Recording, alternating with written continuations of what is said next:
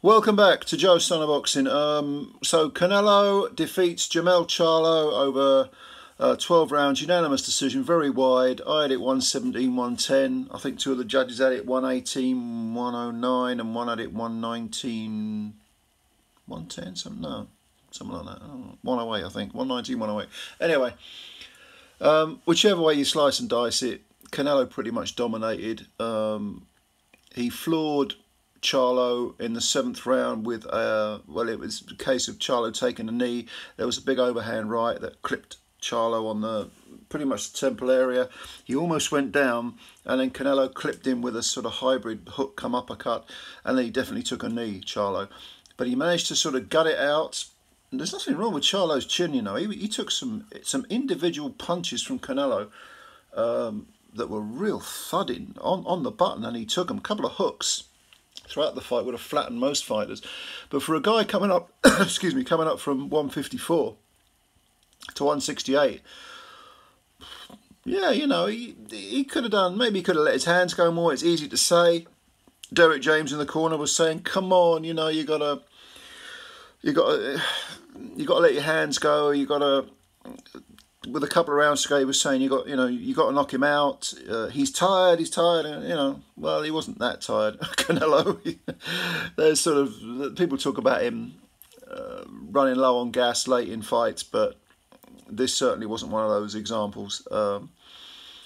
And Canelo is just, the way he, you know, cuts the ring off is fantastic. He fires such hard punches. The speed and the accuracy of those individual punches is really quite terrifying. I imagine standing in front of that coming towards you it's not the standard, you know, boxing stuff you got to take. It's not the standard artillery you've got to dodge.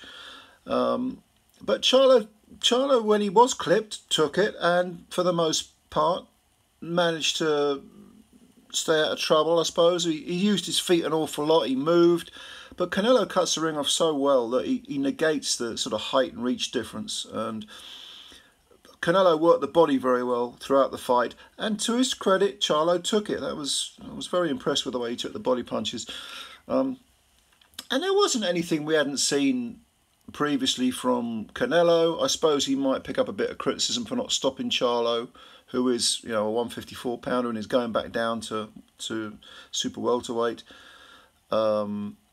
People will say, oh, perhaps he should have stopped him. I don't know. I mean, I predicted Charlo would go the distance. I didn't think Canelo would stop him, but I just think, you know, the size of the man, how he makes 154, I do not know, because he didn't look particularly, he looked lean in there at 168, but you think about it, boiling back down to 154.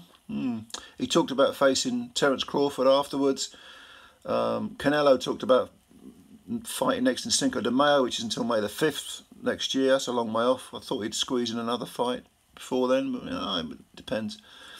Someone mentioned Benavidez. I think in the post-fight Benavidez was mentioned, and Canelo's attitude was anyone you like. I'm not fussed. So I don't know.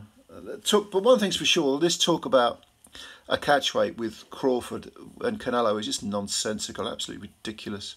If Canelo was still at 154, could even make maybe 158, you could say okay, but at 168, not a chance, not a damn chance. But JERMELL CHARLO and Crawford, that still is an interesting fight if Charlo can boil himself back down to super welter. But there isn't a lot more to say about this particular fight. I mean, Canelo's now 33.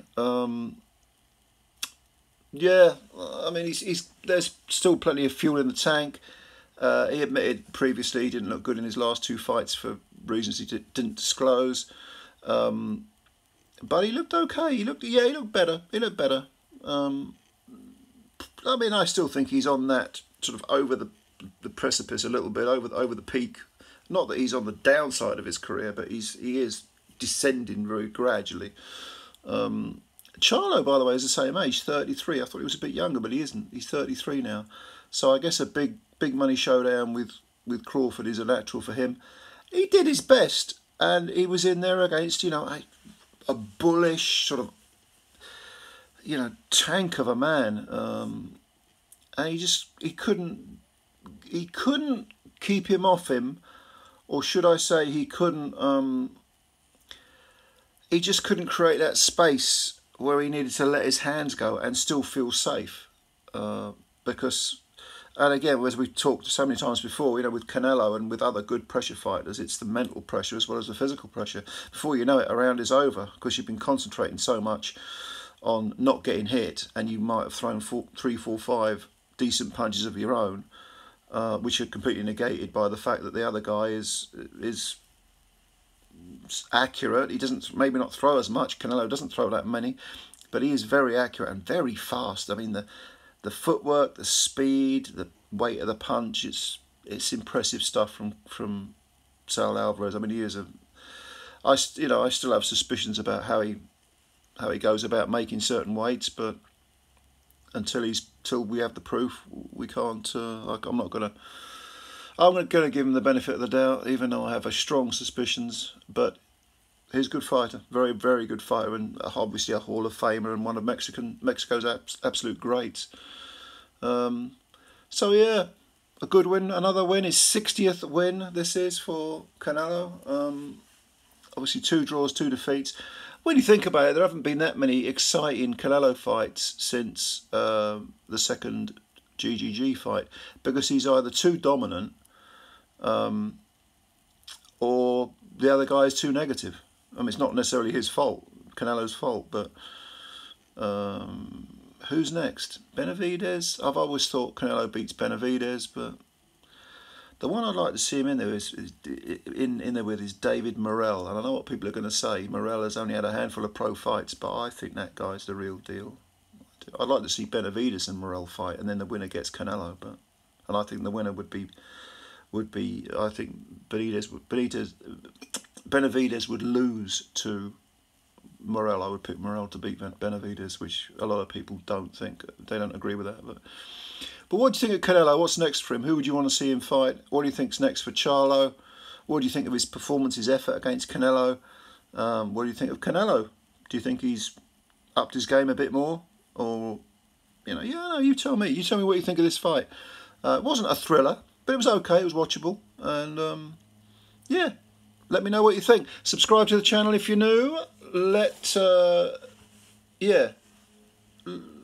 That thumbs up thing, give that a little pop as well, because I count them apparently. And comments below, I shall answer your comments. And as always, thanks for your time. Hope you enjoyed the fight. Let me know what you think. Bye for now.